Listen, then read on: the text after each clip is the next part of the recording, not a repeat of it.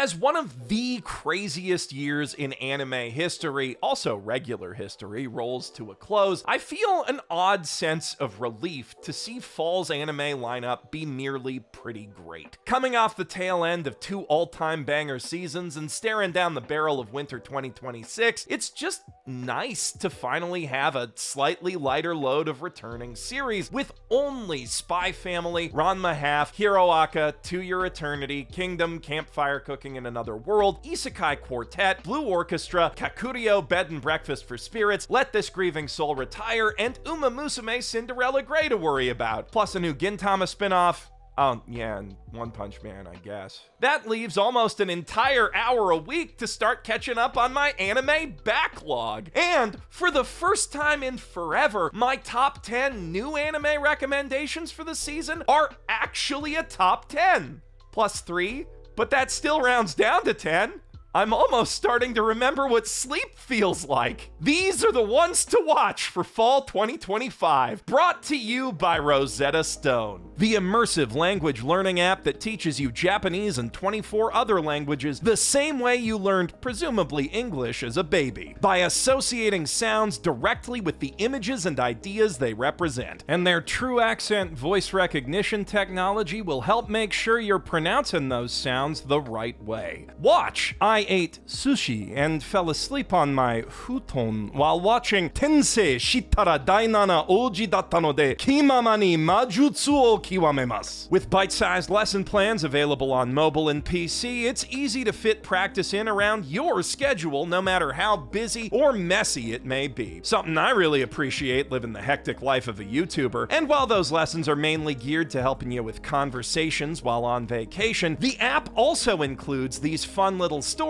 you can practice reading to train up for all the classic anime and games that you've always wanted to raw dog. For a limited time, Rosetta Stone is offering Mother's Basement viewers over 60% off a lifetime plan of not just Japanese lessons, but all of their language modules. And all you gotta do to get it is click the link in the doobly-doo or scan the QR code on screen. So what are you waiting for? Start your Japanese learning journey today. But now it's time to start our journey together with a stop in that most familiar, homey, and cozy anime setting, a strange, dangerous parallel world. My status as an assassin obviously exceeds the hero's is a prime example of what an isekai can be when it actually cares about its protagonist's place in the world he came from. Akira Oda is a natural wallflower, so unassuming that every time he opens his mouth, a few of his classmates wonder how they missed a new transfer student. So when the whole class gets isekai'd Ari Ferretta style, it's only natural he ends up with a stealth-based assassin class, though how he got higher base stats than the hero remains a mystery. One, he doesn't really have much free time to solve right now because the king who summoned them is clearly up to something, and his stealth powers make him the only one who can do anything about it. Though he's not completely alone. A knight captain with convenient magic infrared vision just happens to be plotting a coup of his own against the corrupt monarch, and so helps Akira train the skills he'll need to vacate the throne non-lethally, which is one of the things that immediately set this isekai apart for me.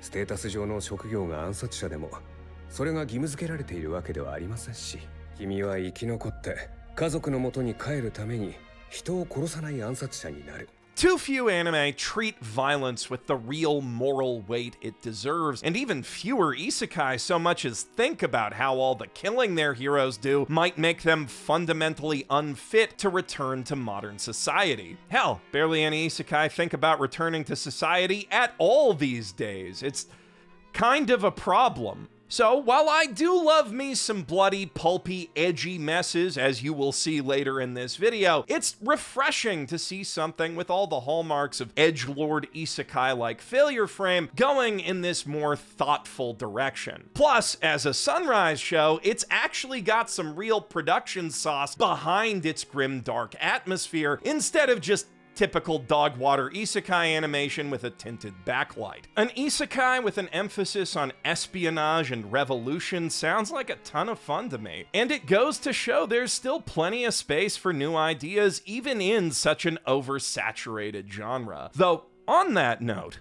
The villainess anime field is getting nearly as crowded as isekai was a decade ago, which means new shows really need to hit you with a hell of a hook right out of the gate if they're gonna compete. この場を去る前に最後に一つだけお願いしてもよろしいでしょうか。仕方あるまい貴様、願いとは何だ。そこのクソアマをぶっ飛ばしてもよろしいですか。何を言って。 Yep, that's me.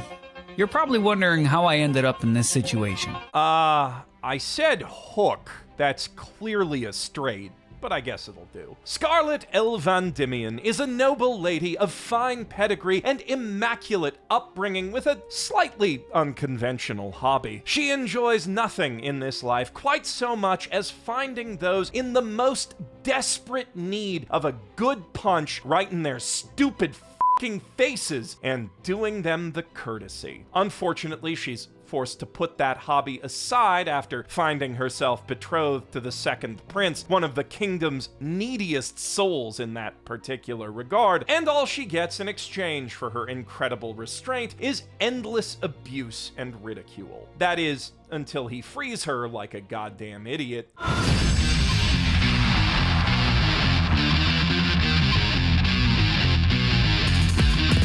What apparently slipped Prince Kyle's mind here is that his dad hooked them up for a reason, namely that Scarlett has been blessed by the god of f***ing time with the power of basically Diet Zawarudo, which makes for some extremely fun fight scenes that he's not really in a position to properly appreciate.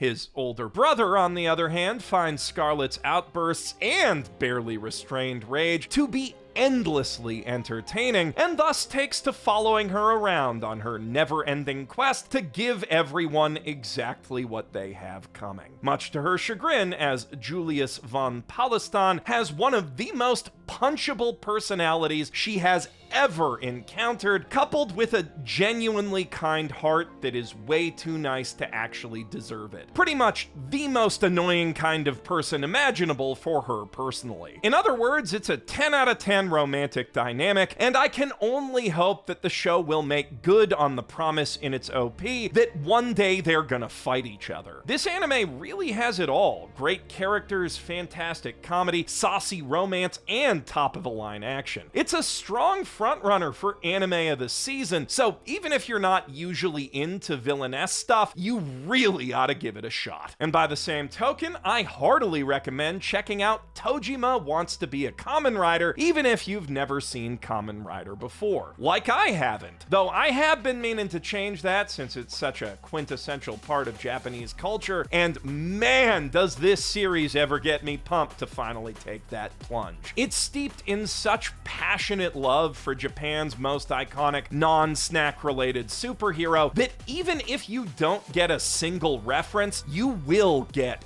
it.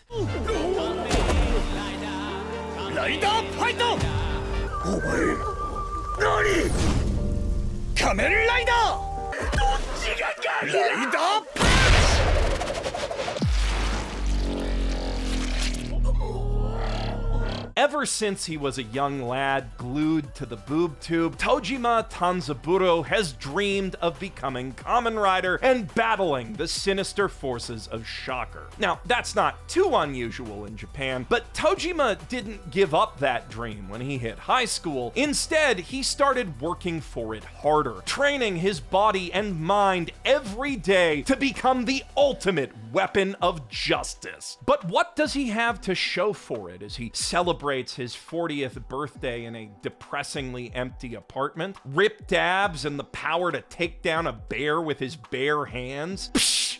Bears aren't supervillains. But you know who is, or at least close enough. The random groups of ski-masked goons who've been going around Japan lately, robbing convenience stores in shocker closet cosplays in a bizarre online social trend that Tojima's all too happy to see bleed into his real life, especially in convenient proximity to a summer festival stand with Kamen Rider masks in stock. Kamen Rider!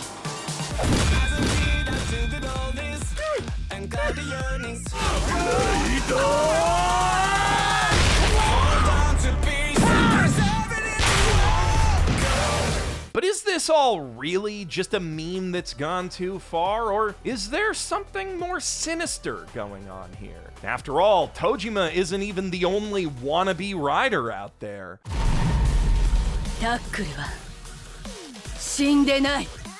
Tojima Wants to Be a Kamen Rider is a compelling exploration of how fictional symbols can inspire us and reshape our reality, wrapped up in an absolutely kick-ass street-level superhero story that reminds me more than a little of, well, kick-ass, and more to the point, of samurai flamenco, my beloved. And if this show manages to be even half that crazy, it'll be one of the wildest rides of the year. Speaking of anime titles that start with a guy's name, though, Yano's Ordinary Life is a laid-back little romantic comedy thing about a guy named Yano trying his best to live an ordinary life, despite the fact that he is very clearly cursed with some sort of Milo Murphy's Law type dealie that has him heading to school with a brand new injury basically every day. 確かにトラックにひかれそうになったけど、すぐ走って避けたんだ。 This ends up catching the eye of class president Kyoko, a kindly young woman who takes it upon herself to make sure the new kid in class is okay, sees him getting into several very preventable accidents, and from there kind of Florence Nightingales her way into a whole crazy one-sided crush situation. Though not one-sided for the reasons you might think. Yano puts up walls, but not to protect himself. Deep down, he's a deeply responsible young man who just can't stand the thought of his curse hurting someone else. But even deeper down, he still wants that thing in the title, and Kyoko pledges to help him make it happen in a way that an even slightly less oblivious guy would immediately clock as her asking him out. Luckily for her, though, Yano has basically zero social experience, you know, on account of the curse. This right here is a downright delightful anime with a warm-hearted sense of humor and an immensely charming art style. I don't know if there's all that much more to it, but I also don't think there really needs to be. Sometimes with rom-coms, all you want is something simple, clean, and cute, and Yano-kun absolutely fits that bill. Never boring even for a minute. It's my world and we're all living in it. So does A Star Brighter Than the Sun, an adorable new shoujo thing about a tall girl with self-confidence issues named Sai, whose childhood friend slash crush at first sight Koki grew up to be the most popular dude in their middle school. And unfortunately, in the process, they grew apart over the years, back to a last name basis. So now Kamishiro-san just treats Iwata-chan like any other girl, volunteering to do extra work for the sports festival so it'll be just the two of them late at night in the classroom alone, taking her all the way back home on the back of his bike and then walking the rest of the way after he blows a tire, running over to grab her in the middle of the scavenger hunt when he's tasked with finding, quote, a cute girl. So she has no way of knowing how he feels about her, and she's left to keep wondering, even as they both enter the top-level high school that she got into pretty easily with her good grades, while he studied his ass off to just barely make it right after she told him she'd be going there. For some reason. Just a shame he's not dropping any hints he might like her back. The kid's totally unreadable.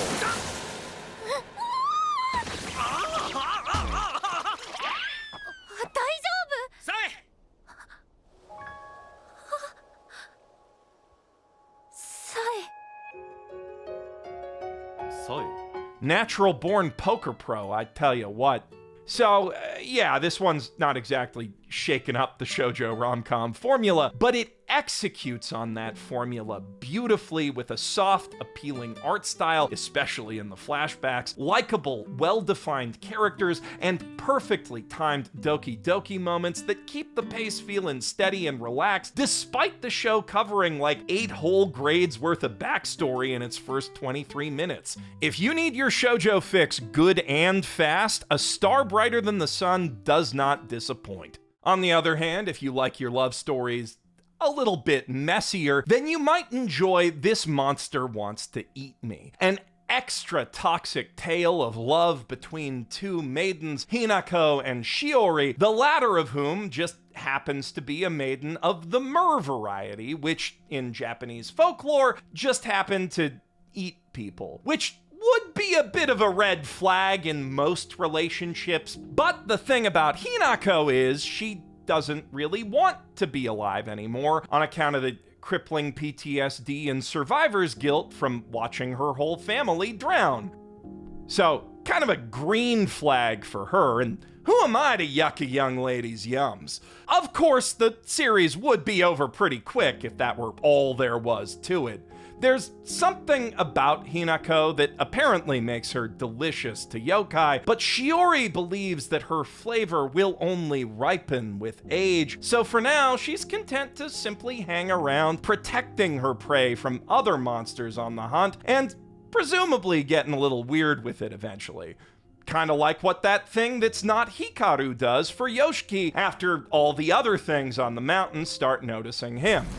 それはまるであまりの凄惨さに指一本動かないのに This Monster Wants to Eat Me isn't quite on the same level as the summer Hikaru died in terms of direction or production values, but it is an impressively unnerving anime nonetheless that does a particularly great job of putting us in Hinako's soggy school slippers, using surreal underwater imagery and sound design to portray her disassociating from day-to-day life, the call of the watery grave ever present at the edges of her hearing.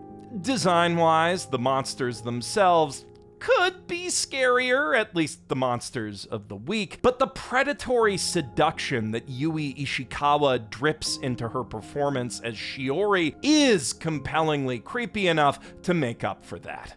But speaking of cozying up to cute yet friendly monsters that could eat you at any moment and make you feel a lot of confusing sexual things, Digimon's back! And it's not just back, it's never been more back, baby! The new card game's going as strong as ever. Digimon Story Time Stranger just came off a near decade-long dev cycle to jump right to the front of the pack of not just JRPG of the year, but all-around Game of the Year. And now to complete the Poke marketing trifecta, Toei's dropping a brand new anime, the first in 4 years, with perhaps the boldest and most exciting interpretation of the Digimon concept since Tamers. Or at least the most exciting pilot episode. Every Digimon series is a year long after all, so the overall quality is more about how well all the individual episodes are written when it gets into the inevitable Monster of the Week grind than how well the overarching plot is set up.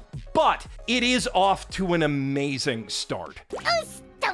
喋った当たり前だってなブリッジお前のサポタマから生まれたんだってな The setting immediately intrigues. A post-warming world where the haves live comfy lives in climate-controlled bubbles, while the have-nots are forced to slum it in whatever apartments are still left above the tide line. I'd watch a regular cyberpunk anime in that kind of world, but add Digimon to the mix with every hacker on the web bringing their own partner to the party, while wild ones roam the slums devouring the data and energy right out of people's cyber implants, and you've got a show with real potential. Also, the digital world isn't Hosoda-fied in this one for once. Not that I mind the Mamoru Hosoda aesthetic, it's just nice to see Digimon shaking it up a bit. And speaking of, with all the flooding and new sci-fi infrastructure, the real world has taken on a bit of the surreal, techno-naturalistic feel of the digital world from the original adventure, which is very fun to look at. It's also fun to look at all the cinematic Sakuga in the pilot episode, although, again, this will be running for a very long time, so don't expect that animation quality to be consistent. But even so, I think the visual design of this series is strong enough to work even if it's reduced to a slideshow, and the story, at least so far, is not pulling its punches for a kid's series. If you've got a child in your life that you want to watch some good anime with, or you just miss watching Digimon yourself, this is looking like a real good one. But if that's still not enough kids hanging out with cute supernatural critters for you, you might also want to check out Shabake, a spooky new historical fantasy anime based on a widely beloved series of Japanese heavy novels that follows Ichitaro, the sickly young heir to a wealthy merchant family in Edo-era Nihonbashi, who was blessed by a god at birth and now lives with the aid and protection of various friendly yokai. But the young master isn't exactly happy living such a confined life, and one fateful night his yearning for greater freedom leads him right to the scene of a murder, which he'll need to use all his wits to solve, and maybe a bit of supernatural help. The mystery here is more than a bit of a slow burner. 2 episodes in, Ichitaro hasn't even formally taken the case yet, but that's hardly a bad thing when it gives the anime time to develop its characters, plant clues and red herrings, and really soak in its historical atmosphere. There are so many little details that make its world feel authentically alive and lived in, though you do have to already be picking up what it's putting down to fully appreciate them. This is clearly an anime made for fans of the books first and foremost, who won't mind spending some quality time with the characters before it gets to the actual point, and that might make it a little hard to get into for all the Western anime fans who haven't read the books yet, which is every Western anime fan who can't read Japanese, and that's already a massive uphill battle for an authentic historical series with even dumber hairstyles than regular anime.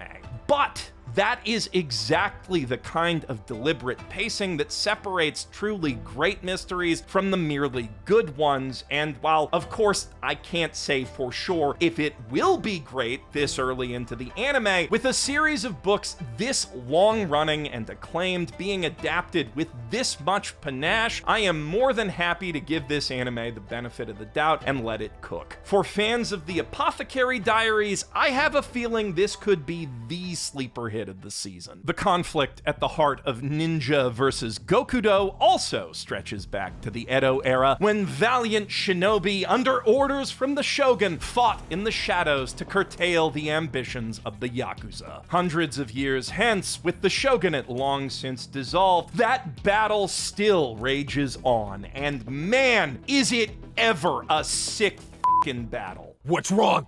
Speak up, Heikichi! I'm sorry. I'm not really feeling so good. Shoot me!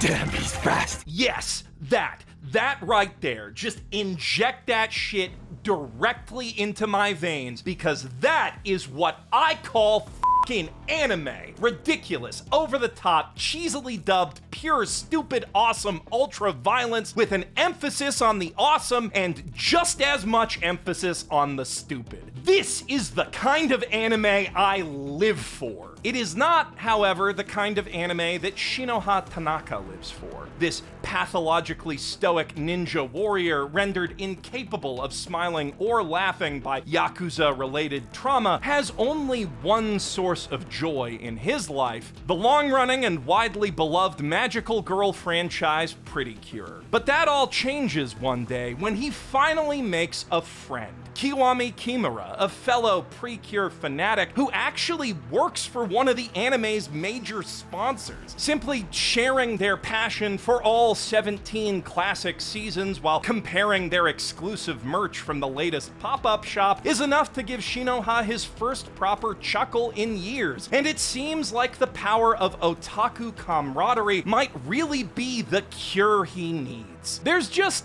one small problem. See, it turns out that Pretty Cure is actually a Yakuza front, and Kiwami is the secret shadow boss of an entire crime family. But maybe, just maybe, their budding bromance could be the key to ending this bloody feud once and for all. That's right, bitches, it's yaoi-coded ninja Yakuza Romeo and Juliet! I fucking love anime! But on the subject of forbidden love, anyone who's seen High School Musical can tell you there is no love more forbidden than a basketball guy's secret passion for the performing arts. Wandance tells the story of Kotani Kaboku, a high school freshman with a bad stutter and worse self-esteem who wants nothing more than to fit in and be normal. But what counts as normal for a guy in his small mountain town is pretty narrow criteria, so mostly he just keeps his head down and goes with the flow. Until he meets Wanda, a fellow first year from the dance club with no compunctions about busting a move where everyone can see her, whose carefree confidence ignites something in him he didn't know was there. His own moves may not be all that impressive. Sorry, his own move, he only knows the one. But every dance starts with just one step, and his is to join the dance club. Though it remains to be seen how that'll go down with his douchey friends from the basketball team. Wandance is a rich, sharply written character study with quite a bit to say regarding self-expression, self-doubt, and that old Japanese idiom about the nail that sticks up and hammers and stuff. And the anime builds on that already strong foundation with evocative cinematic storyboarding and an utterly fantastic licensed soundtrack. But unfortunately, once again, there is just one small problem.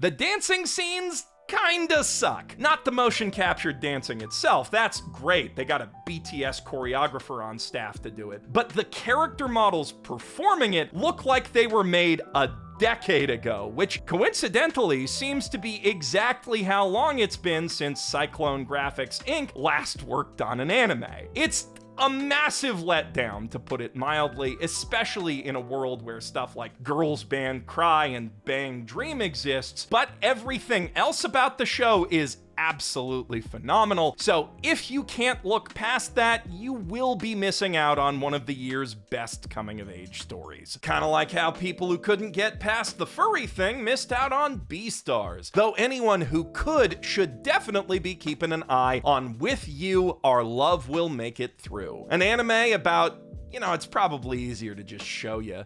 獣人って毛で覆われてるんだ。あ、腹筋割れてる。体大きいし、私変態みたい。やめよう。 In an alternate reality Japan, on a reservation nestled in the middle of Saitama, there lives a small society of beastmen created in some sort of experiment many years ago. They don't exactly live alongside mankind. All 3,000 are currently segregated behind towering steel walls in a settlement with mediocre amenities and no doctors or hospitals to speak of. But in 20XX, a new government program has given a few exceptional beast kids a chance to study at human schools. Tsunaga Hidaka is one such transfer student, a mild-mannered, blue-furred dog boy who dreams of becoming his people's first physician, but soon finds himself distracted from his studies by the irresistible scent of his sweet-hearted classmate, Mari Asaka, who, for her part, finds it just as difficult to resist them fuzzy abs. Unfortunately, most of their classmates aren't quite so open-minded. From casual microaggressions to full-on physical bullying, Hidaka faces faces quite a bit of prejudice, which he has no choice but to bear with quiet dignity, such as the pressure placed on the legally designated model minority. But at least one other kid in class is woke enough to stand up for him, and if the OP's any indication, that social consciousness is gonna land Buddy a cat girlfriend of his own before too long. And not the coward's kind of cat girl either. This one is clearly by and for the freaks, and it gets plenty freaky even by the end of episode 1. So ladies, if that other shoujo thing on this list was just too wholesome for your tastes, you're in luck. But I do think that everyone ought to at least give this anime a shot, because Shin Itagaki's adaptation is both gorgeously animated and brilliantly storyboarded, and the urban fantasy world building is legitimately fantastic. But speaking of Beastars, hot on the tail of their incredible run on Dandadan, Science Saru continues to be the gift that keeps on giving to anime enjoyers in general, and to me personally, by finally, after all these years, giving me a second real Christmas anime. At long last, I have something to watch after I'm done with Tokyo Godfathers that's not that one episode of Toradora, that other episode of K-On!, or the DVD case for Itsudate My Santa that I stare at for a while before realizing that if I'm really that desperate, I should just fucking end it already. Every year. And then I put on, like, a Muppet Christmas Carol or something, and, you know, I'm mostly okay. But now, me, you, and your whole family can watch anime all Christmas Eve long if we want, with only a little bit of K-On! Coping involved depending on how early we start. Well, okay, maybe not the whole family.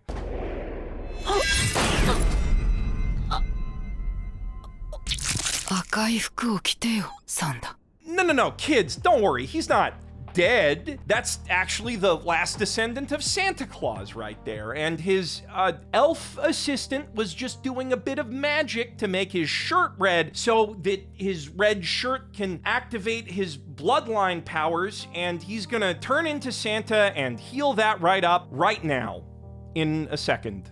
Just, you know, give it a moment. Any minute now.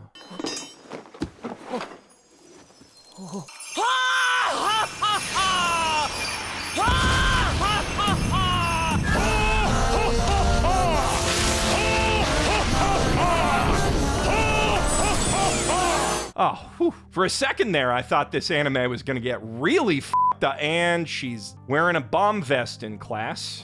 Okay then. Now, there is a method to Shiori's madness. Her best friend, Ono-san, who was a big-time Christmas movie appreciator in her own right, disappeared mysteriously 6 months ago, and while the cops have long since declared her dead, Shiori still believes that not only is she alive, but if they use Santa's innate magical connection to every child who believes in him, they can find her. Which is not the kind of innocent magical thinking you'd expect from a Japanese school child who acts this American, but that's precisely what makes this show so compelling. It's not every day you see an anime that's this dark and this wholesomely goofy at the same time, but here, as she did with Beastars, Paru Itagaki excels at blending those seemingly dissonant tones. And despite how well Studio Orange handled that anime, it's hard to think of a more perfect match for her eccentric approach to art and storytelling than Science Saru, fresh off of Dandadan. The original manga is as shamelessly weird as the studio itself, and they animate the ever-loving shit out of every last weird little detail. Science Saru's not the only studio that's flexing this season, though. Dusk Beyond the End of the World is a brand spanking new original anime from PA Works, made to celebrate 25 years of producing more original anime than basically anyone else in the industry, and if they can keep up the quality of episodes 1 and 2 through its whole run, it could well be one of their best originals ever. Now, that isn't exactly a small if, considering how some of their other original shows like Glasslip and Fairy Gone have gone, but given that this is JoJo director Naokatsu Suda's own original script, I've got a pretty good feeling about it. At the very least, it's off to a hell of an impressive start, if you skip over the boring prologue in episode 0, that is, which, like most episode zeros, isn't really necessary to follow the main plot. It just adds some backstory and context that you'll appreciate more after you're into the show anyway. Which, to be fair, you might have some doubts about that happening, what with all the qualifiers I've already added to this recommendation, so allow me to assuage them.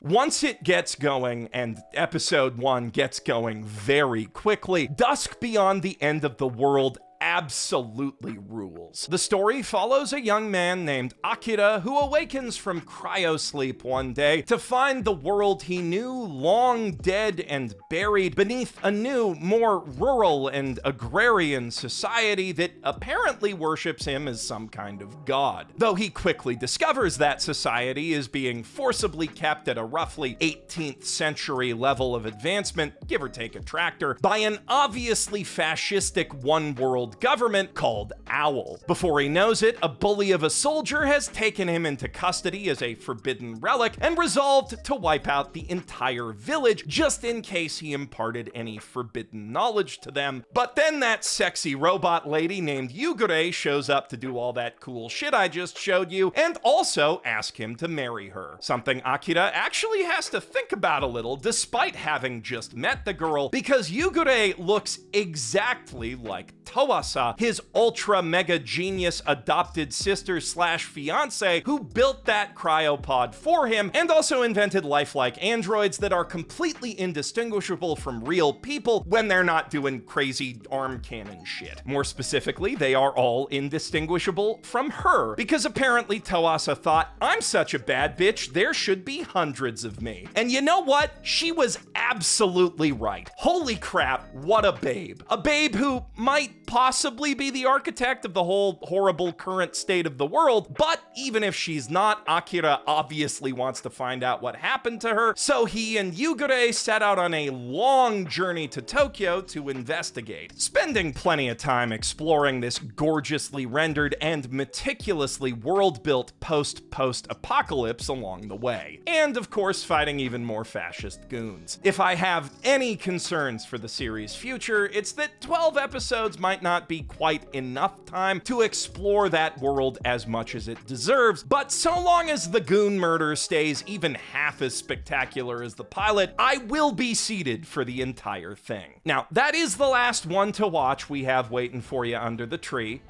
Can you guys tell I wrote this transition before moving Sanda back a spot?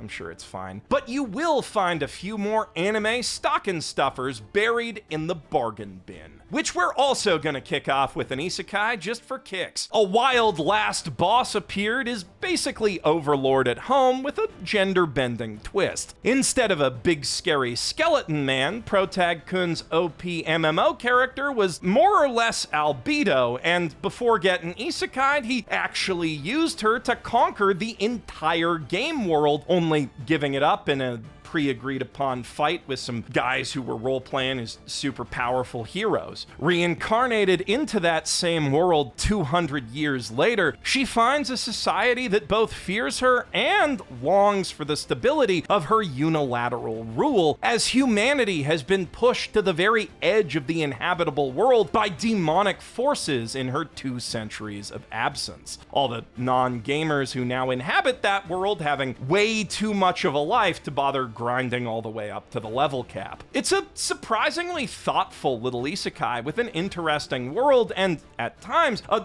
gorgeous cinematic flair to its action that came the closest of any anime in the bargain bin to making the main list. But speaking of gamer girls, Let's Play is an adaptation of a cute little webtoon rom-com that I actually did a sponsored video about ages ago, in which an indie game developer finds herself living next to this hot jerk of a YouTuber who happened to play her game wrong on stream one day and effectively destroy its entire reputation. The original webtoon's a pretty well-researched portrayal of how game dev and influencer culture overlap, with a fun cast of characters and a solid sense of reference-heavy humor, and the anime does a good job of capturing those charms with strong storyboarding and an appealing art style. But the way that its early story had to be shuffled around to fit a 23-minute episode really throws into stark relief just how unfocused the broader plot of the comic is. The thing is, Sam's got like 3 different K-dramas worth of backstory, having previously been a sickly kid who was constantly in and out of hospital, and currently being the billionaire heiress apparent to a massive tech company, the handsome vice president of which very transparently wants to bone her. A frankly bizarre B-plot that kinda undermines the show's A-plot by removing any financial stakes tied to her game dev career. It is still a very fun show with some great romantic chemistry, don't get me wrong, but there are much tighter rom-coms you could be watching this season. Rom-coms like Pass the Monster Meat, M'lady, a villainess-adjacent romantasy thing about a prim and proper young woman with a predilection for eating monsters, and a nobleman with a knack for murdering them. Unfortunately, the series lacks the sort of in-depth biological world building that makes the monsters of, say, Dungeon Meshi so real you can taste them, but it does make up for that a little with the entertainment value of 2 weirdos upsetting high society by munchin' monster bits amid a posh chorus of, "Well, I nevers." Of course, it's nothing next to May I Ask for One Final Thing, but if you're into that sort of thing, you can't have too much of a good thing. On that note, I know people who are into Sympho Gear kind of things generally can't get enough of those, so I'd like to direct those folks' attention to the new anime Seavis, The Sound of Heroes, which follows a superpowered idol unit, mixed gender for once, tasked with using their singing and dancing skills to stop extra-dimensional invaders from eating Tokyo. Like, literally they suck chunks of it into a parallel dimension or something and permanently erase it from existence. It hasn't really been fully explained what's going on yet, but it does look really cool and scary. The music here's unfortunately not the best, which really hurts this kind of show, but Seavis's first episode does feature consistently solid animation and a pretty strong plot that takes several interesting twists and turns. I don't think it'll live up to the heights of Sympho Gear or even K-pop Demon Hunters for that matter, but I do think that some of you out there will love it anyway. Now, one sort of thing that I'm not typically into are those f***ing things, and as you can probably gather from its title, the banished court magician aims to become the strongest is absolutely one of them. But as those f***ing things go, it is pretty alright. It distinguishes itself by making the hot-headed adventurer that banishes our absurdly competent mage protagonist not the legendary hero for once, but rather an arrogant crown prince looking to prove his might by conquering the dungeon, which makes it make way more sense that he'd be this much of an incompetent dickhead, and adds an interesting little bureaucratic wrinkle where the banishment also strips Protag-kun of his hard-earned social rank. It's not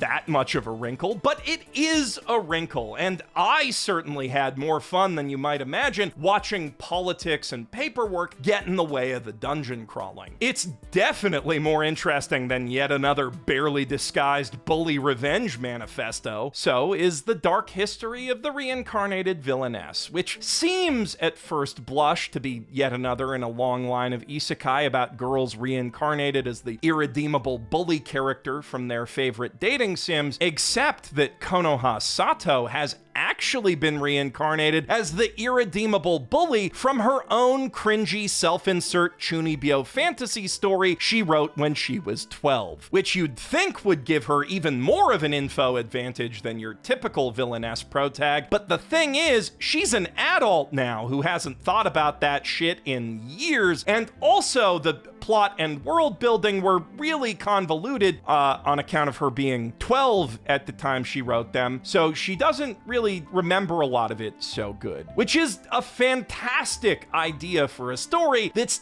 sadly held back a little by a not all that good anime.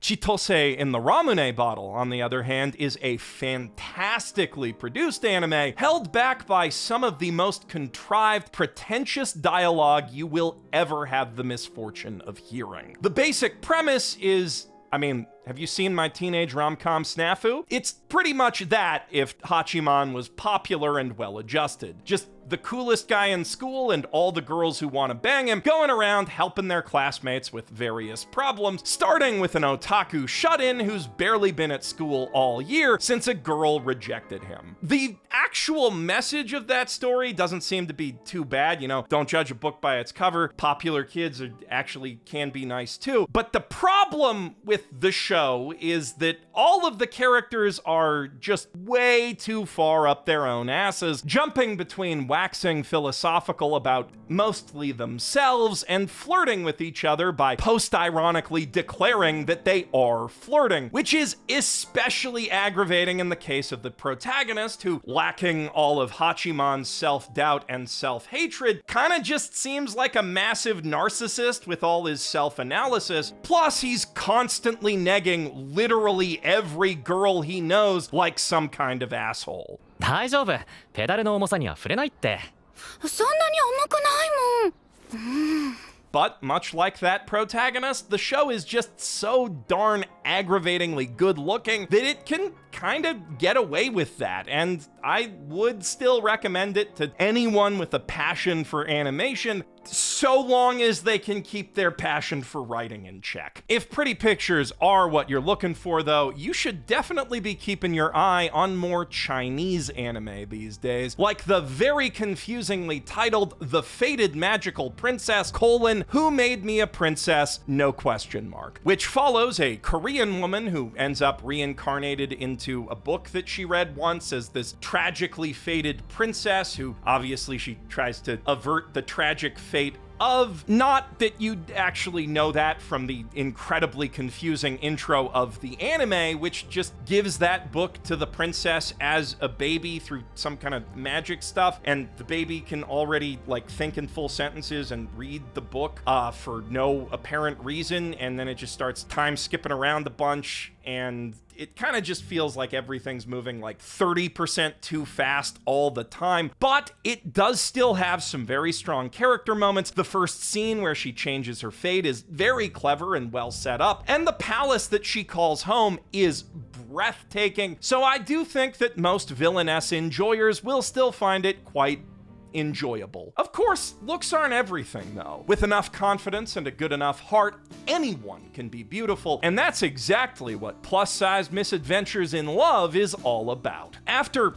apparently throwing herself off a roof because she just couldn't take being fat and ugly anymore, Yumeko awakens with an incredibly convenient case of amnesia that somehow only erased the part of her brain that hated herself. Now, utterly taken with her own chubby-cheeked cuteness and determined to take on this new-to-her world, she starts doing all the things she never had the confidence for. Pitching snack ideas to the company she works for, hitting on the guy she always sees on her commute, making friends with her co-workers, and wearing nice clothes that fit her body and make her feel good about herself. It's a relentlessly charming and uplifting little romantic comedy with an upbeat message of self-love I think a lot of people need to hear. And there's even a bit of intrigue mixed in there with the revelation that her big fall wasn't self-inflicted at all. It was murder.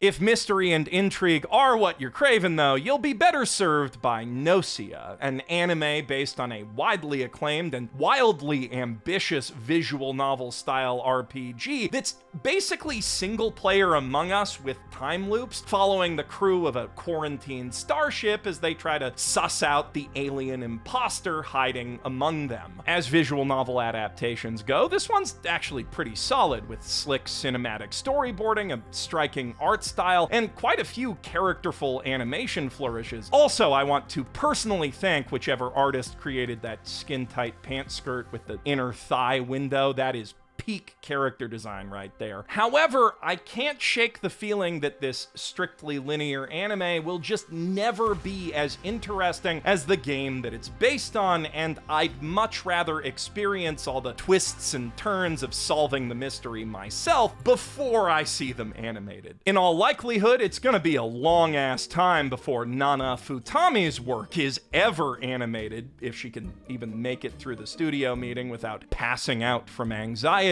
But that doesn't make a mangaka's weirdly wonderful workplace any less entertaining. In fact, watching her awkwardly fumble through the early stages of her career and her barely disguised crush on her editor is one of the best things about this cute girls doing cute things thing, which is also fairly educational about the whole manga making process if you're interested in that. Though, if you are, there are definitely better moe shows out there about making manga and anime for that matter. Sadly, the same can be said for Touring After the Apocalypse, a melancholy tale of two young women traveling through a beautifully broken world that immediately loses at least half of its appeal the second you remember Girls' Last Tour exists. That anime was a masterpiece, and this one is not. Almost anything it does differently from Girls' Last Tour you can see done better in Heavenly Delusion, Zom 100, and Yokohama Shopping Log,